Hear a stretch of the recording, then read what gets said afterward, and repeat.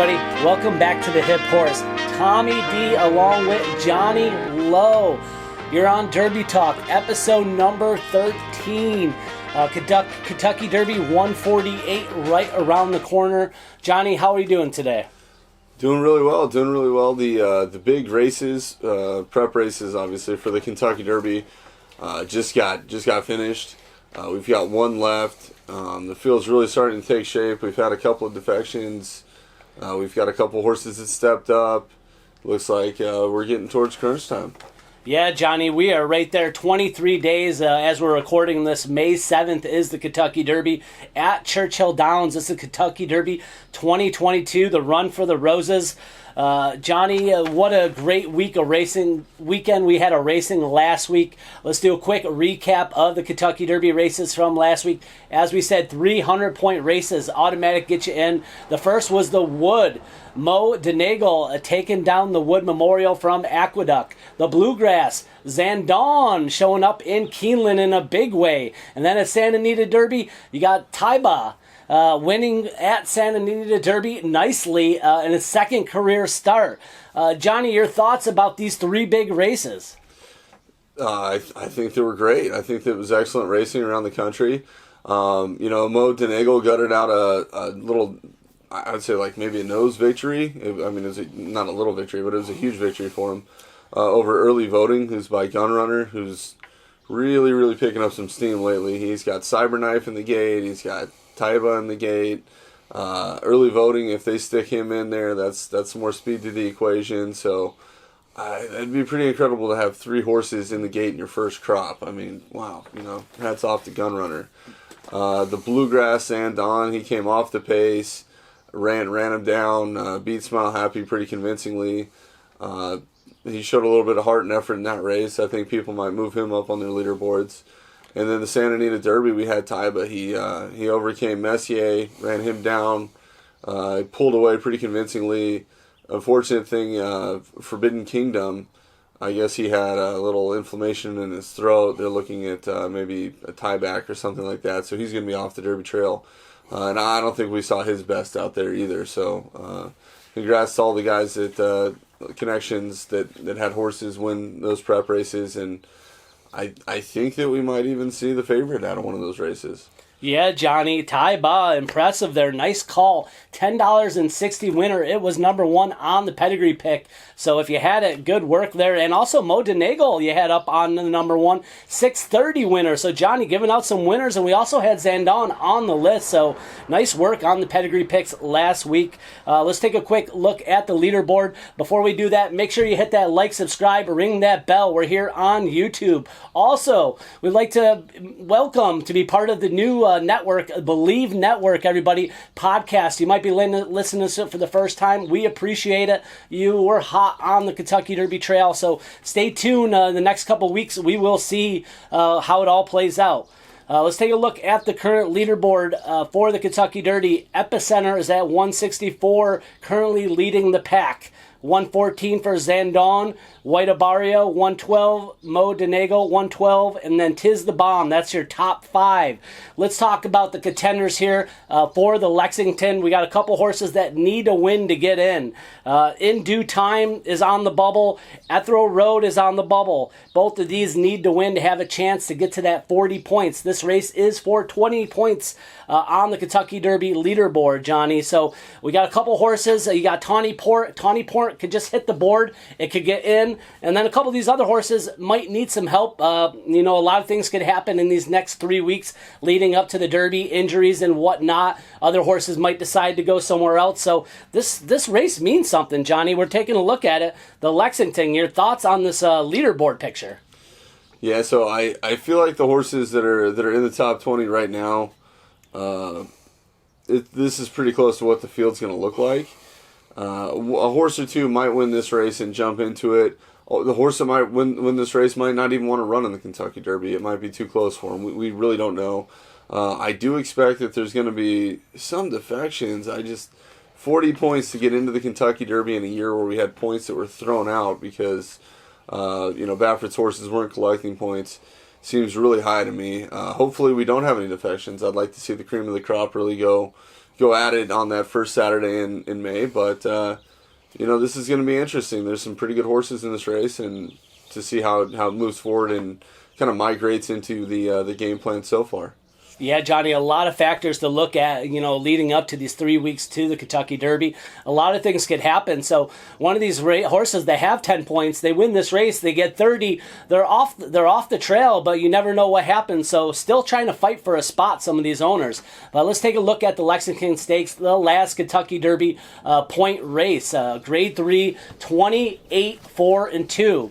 Like I said, a couple of these horses, Tawny Port hits the board, it gets into the Derby. So this race does matter. Let's take a quick look at the field, and then we're going to pass it over to Johnny for a pedigree breakdown. Number 1, Midnight Chrome. Finished third in an optional claim in 75. Non-winners of 1 at Gulfstream last start over the turf course. Before that, third in a Grade 2 Remsen as a 2-year-old. 6 career starts, 4 of them on the turf here. John Service trains dirt to turf 27%, and you get J.L. Ortiz there. That's number 1, Midnight Chrome. Number 2, In Due Time. Finished second last start out in the Fountain of Youth. Behind Simplification, going the mile and a 16th distance, which this race is at. Kelly Breen trains, Paco Lopez rides, won 2 out of his 4 starts in the money, all 4 starts in due time. Number 3, We See It All, broke its maiden in the fall at Indiana Downs for Eddie Keneally. Then came back to run 3 starts, optional claimers, non-winners. Before last start, he got up and won with a 91 buyer, so highest figure last time out. Was able to get the victory. That's number 3, We See It All. Number 4, Ethel Rowe, disappointing 7th in the Bluegrass last out. Second by a half length behind Un Ojo in the Rebel. 2 back. This 3-year-old son of Quality Road will be looking to come into the party late. Look for a late closer here. Dwayne Lucas, old school trainer. Victor Espinoza gets the call. You get Hall of Famer there. Number 5, Having Time. 9th by 23 lengths in the Fountain of the Youth in the first start as a 3-year-old. This 3-year-old colt started off racing career impressively, going 2 for 2 at Churchill Downs. It won the Street Sense 200K by 3/4 lengths. Dale Romans and Joe Talamone need to get this colt back on track to be in the mix there. Number 6, the Skate to Heaven, broke its maiden at Oaklawn Park, 4th career start for trainer Robert Diodoro. Second off the bench, 23%, so can get it done. Put up his best career figure, 85, improving by 18 points. Buyer figure there, this improving colt, that's 6, Skate to Heaven. Number 7, Major General, 4-1 in the Tampa Bay Derby, first start of the year for trainer Todd Pletcher. Had trouble at the start. Before that, won both starts as a 2-year-old, including the Grade 3 Iroquois. Blinkers coming on, 22% for Todd Pletcher. Irad Ortiz gets the call here for the son of Constitution. Number 7, Strava, $825,000 purchase at Keeneland November sale for the Sun in Mischief. Blinkers are coming on for Dallas Stewart. Second time stretching out to the distance. That's number 8, Strava. Number 9, Tawny Port. Second in the Jeff Ruby Stakes last start. 5th in the Risen Star Grade 2. You got Cox and Giroux. 25% combo at Keeneland. Owners Peachtree Stable. Just needs to hit the board to get into the Derby. That's 9, Tawny Port. Number 10, Dash Attack. Kenny McPeak trains this 3-year-old colt. 7th in the Rebel last start. 5th in the Southwest. Showed promise to start the year in the Smarty Jones from Oaklawn Park. You got a jockey change. You get Flavian Pratt aboard for Kenny McPeak. That's number 10, Dash Attack.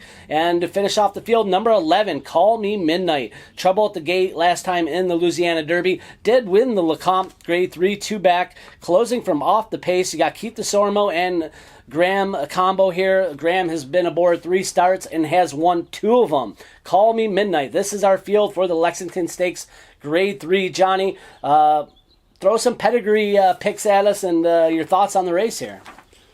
Absolutely. So it's a nice big field that we have going forward here with these 11 horses. Love to see that at Keeneland.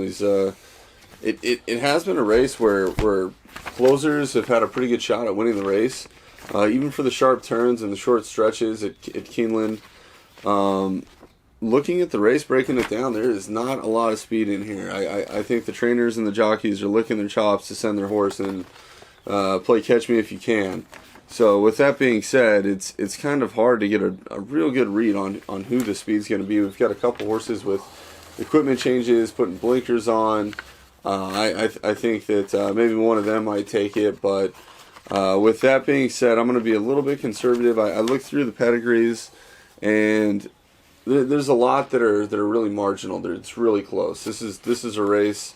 I don't see these too often where I think most of the field is pretty even pedigree wise. So with that being said, I'm going to throw in a long shot. I'm going to throw in a horse that's going to really need to take to the surface because his only dirt start wasn't that good, but he's got a lot of talent. And then the horse that I think probably should win the race, and there's a chance that he'll go off as a favorite. So with that being said, I'm going to get to it. So Strava, the number 8 horse Strava is going to be my third pick. He's by In the Mischief out of Catch My Drift by Pioneer of the Nile. In the Mischief has been a shining star in the breeding shed. Top earners, Authentic, Life is Good, Mandaloon, Golden Sense, Audible, and Practical Joke almost all ran in the Derby with 2 winning, and he's the only sire currently standing with 2 winners. Catch My Drift won 4 of 10 races, earning $280,000. Third Dam, Drifa, dropped 4 six-figure earners and validates a femline that has some nice drops, and 3 of the first 5 broodmares are black type. As far as the sire/broodmare cross, all of the top progeny for Into Mischief that were mentioned all have the same cross as Strava, with the Into Mr. Prospector lines except for Audible. So I can see why they paid a lot of money for this horse. I can see why they have high expectations, and it makes sense to put him in this race.